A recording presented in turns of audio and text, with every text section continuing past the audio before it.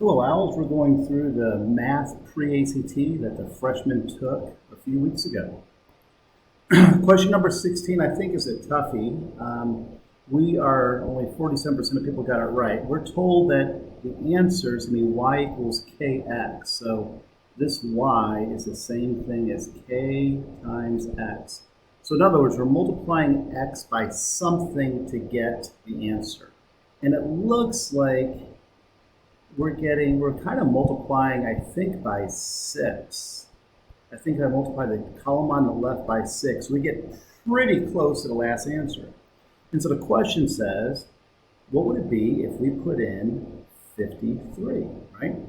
Well, I know it's going to be 6 times 53 about, which is 308, right? So I know it can't be those. And the thing is, the answer, when I times them by 6, I get something just a bit larger. So it's got to be choice J. Again, this was kind of a stinker. Okay, question number 17 asks to find the midpoint, which means the middle. So if I were to graph these points, 2, 3, 4, 5, 6, 7, -3, and then 1, 9. 1, 2, 6, 7, 9. There's 1 common 9 there.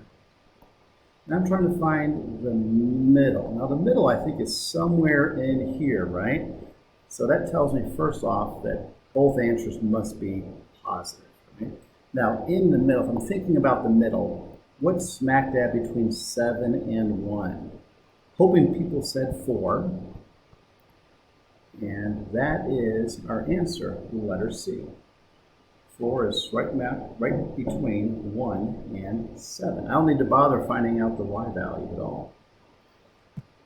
Okay, number 18, we're trying to figure out what b is. Well, if I take this top equation and I just go ahead and divide both sides by 5, we will have a is equal to 3/5.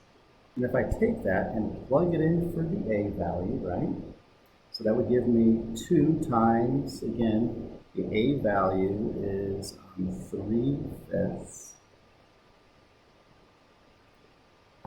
So multiply that out, we get 6/5. And if I subtract 6/5 from both sides, we get 3b is equal to 19/5. And you can type this right into your calculator. There are other ways to go about this as well, but you can type in your calculator. And then if we divide both sides by 3, or times by 1/3, whatever way you want to think about it, we wind up, until we get 19/5 here, that's my fault. We wind up with 19/15 for a result. Okay, question number 19. Just over half of us got this. We're adding these things up. Now that funiculum, this horizontal line, means it's repeating, right? So we're trying to add these up. So I can think about it being 2.3333 plus 0.3333, where those 3's go on forever. And it looks like we're going to get 2.6666 repeating. So 2 and something. So I know it can't be choice D or E. Right? A lot of people selected those. So the answer is 2 and something. I got to figure out which one of these fractions is equal to 0.6 repeating. Well, if you use your calculator and type in 1 divided by 3, you will get 0.3 repeating. So we know it's not this one.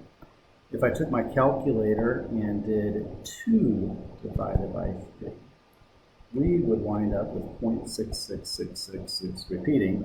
So it's got to be choice B. Okay, question number 20. We're given a circle. And notice how many people got this right. If I take my circle, and I'm trying to figure out the radius, right? Because the question says, this is equal to the radius.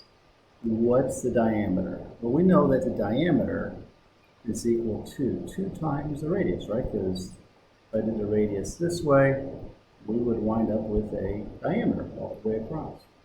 So it's going to be 2 times a cubed plus 7a. Well, if we distribute that,